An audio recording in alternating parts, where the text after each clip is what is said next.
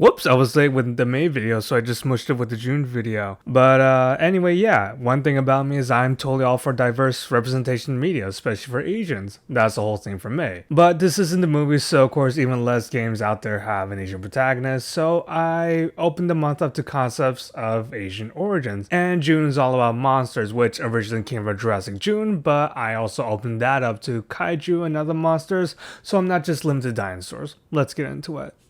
I brought back Pokemon Scarlet because it was created in Japan and Pokemon is still pretty big for many Asians out there. I bought a Switch Online membership so I can play with my partner, which must be what playing Animal Crossing with a significant other is like. Not gonna lie, I thought the whole thing was pretty cute while I took selfies with her, traded Pokemon, battle with her. She had more time to play because she isn't tied down with self-imposed dumb rules, so here's footage of her kicking my ass. I still love her anyway.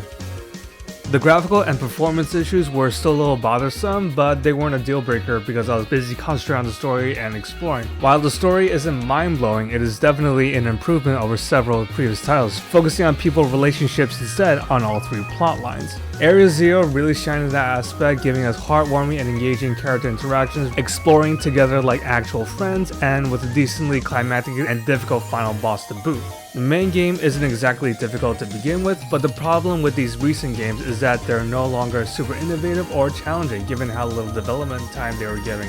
And for those reasons, I can't really take this franchise 100% seriously.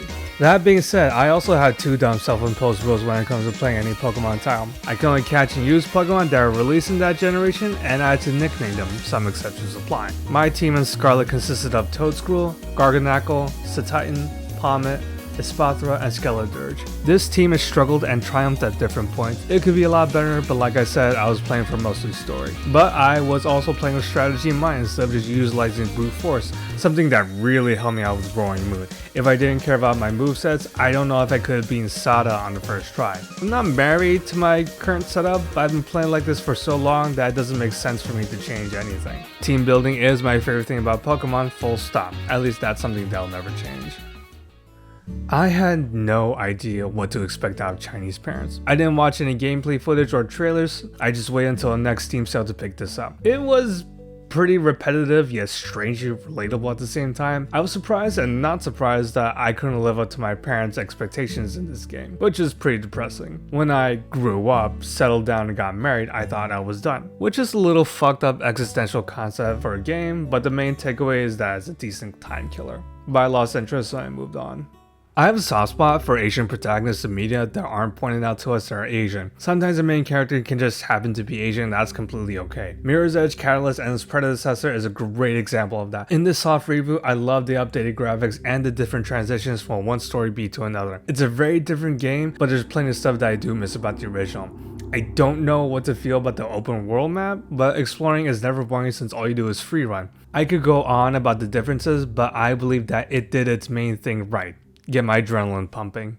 This might be a reach, but Enslaved Odyssey to the West qualifies because it is based off Journey to the West, a Chinese folklore story. For a 13-year-old game, the pretty graphics hold up well. The age shows in its clunky controls, but the very gameplay kinda makes up for it. I may or may not have said this in a previous video, but I'm dumb, so I'm not very good at puzzles and they're pretty hit or miss. It's a shame this didn't really sell because I would have enjoyed a sequel. I didn't have a lot of time to play Digimon Cyber Sleuth Hacker's Memory in June, mostly because of Pokemon Scarlet. The biggest notable thing about this game is that it's an interquel with Digimon Cyber Sleuth. It's nice to see old characters again, but otherwise it's same old in a way that's pretty repetitive. You fight other Digimon and dungeons just look all the same.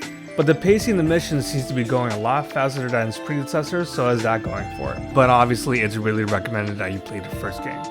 There is a disturbing lack of dinosaur horror games, given certain elements in the original Jurassic Park novel, and I don't have the means to play Dino Crisis right now, so I played Oakwood instead. It's a short and sweet indie game that does a really good job scaring me, but as I said before, I get scared easily.